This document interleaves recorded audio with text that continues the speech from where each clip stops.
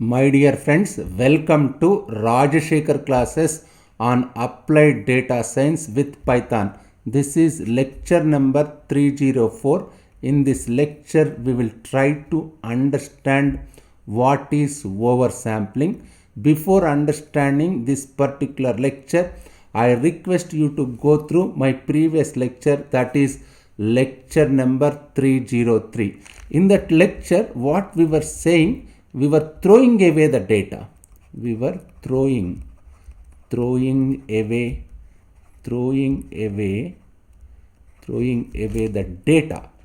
Throwing away the data is never good idea. Is never good idea. That's what we were saying, isn't it? It should be avoided.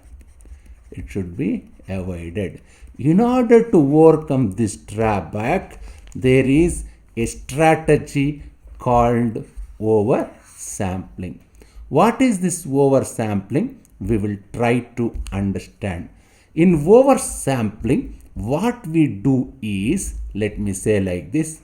This is my data set dn, n number of points, let it be 1000, in which 900 points are negative points, in which 100 points are positive points. Let it be.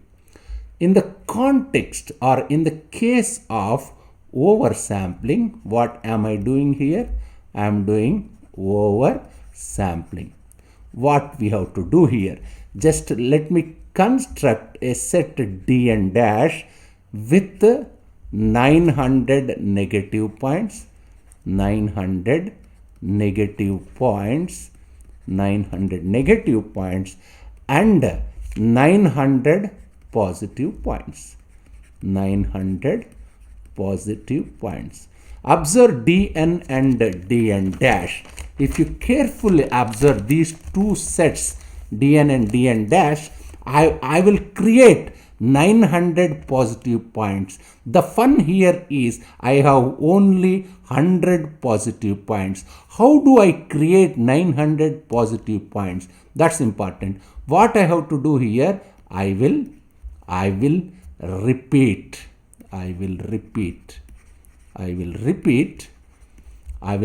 each point.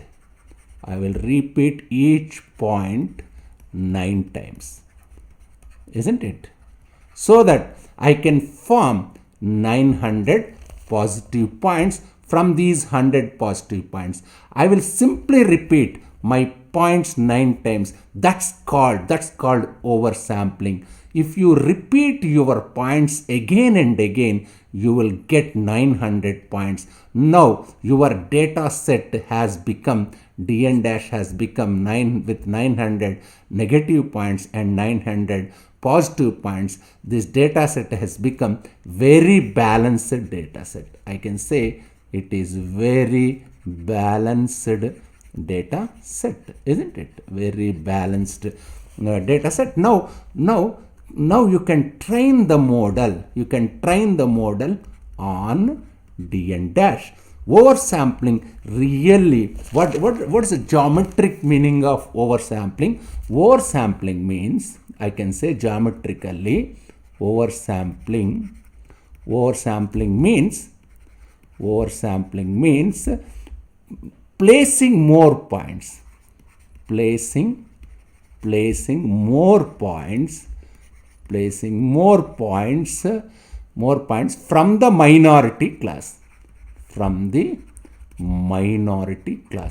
Here, which one is the minority class? In this particular minority class in the data set. Minority class in the data set. Here 100 positive points. This is the minority class, isn't it? That's all it means. It is a very simple idea, nothing complex. It is very simple, straightforward idea. Now you might argue repeating the points is the simplest idea. There are more complex ideas. Imagine I have negative points here, only few positive points. Just see, This red points indicates negative points and this blue points indicate positive points. So instead of simply repeating, I can create, instead of simply repeating, I can create artificial points, artificial points, or I can create artificial points, or I can say synthetic points, synthetic artificial points, or I can say I will create synthetic points. How we create artificial points? Just consider this is minority class, that is positive points class. Extrapolate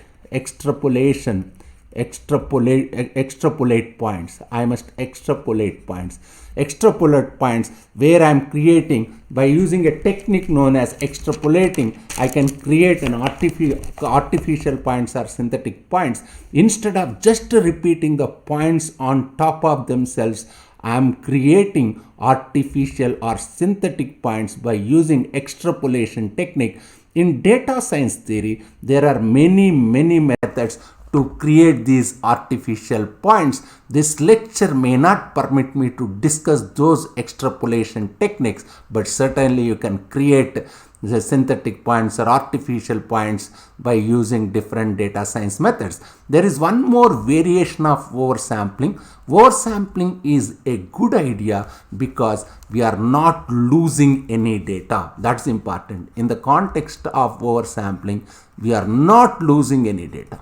We are not losing any data. That's important. Whereas in the context of, in the case of undersampling, we are losing data. Oversampling is a good idea because we are not losing any idea. We want to repeat. There is one way of implementing this repetition. So what I can do here, I can give something called class weight. I can give something known as class weight. What is this class weight? We will see the concept of class weight. What it does here, let's assume 100 positive points. How many positive points I have here? 100 positive points. And how many negative points? I am assuming there are 900 negative points. Then what is this class weight? What does it mean? I will give class weight W plus, let me say W plus, weight for positive points is 9 and W minus, weight for negative points is 1. How am I getting this one? Because ratio is 100 by 900. 100 by 900 means that is 1 by 9, isn't it? W plus is 9. What is this W plus? Weight for positive points 9, isn't it? What does it mean? We will give more weight. We will give more weight. We will give more weight. We will give more weight to minority class. Here, which one is the minority class? Positive class is minority class. For minority class, you are giving more weights, whereas what about majority class? Less weight. Less weight to majority class. Here, which one is majority class? Negative class is majority class. Therefore, we are giving less weight. How does it work now? Class weight works as follows. Let me say like this. Let me say I have a query point here. Let me say I have a query point here. I have query point. What I will do here, whatever I see, whenever I see positive point in its vicinity of this query point, I will count as 9 points. Why? Because weightage for positive points is 9. If there is a positive point in the vicinity of query point, I will count it as 9 points because class weight for positive points is 9. Whenever I see positive point, whenever I see one positive point in Dn, count it as 9 points. Whenever I see a negative point, count it as 1 point. This is same as simply repeating. So instead of counting 1 point, let's say we want to take 7 nearest neighbors. Let me say 7 nearest neighbors. All 7 nearest neighbors come from this is exactly if you get one positive point, you can treat it as 9 points. You will get 7 neighbors from this particular point only, isn't it? This same as repeating, which is the concept of class weight. We will see this in more detailed in regression techniques like logistic regression. Unfortunately, in sklearn, in scikit-learn, this concept is not implemented for KNN. Just time being, try to understand this. In future classes we will see how to implement. Thank you very much.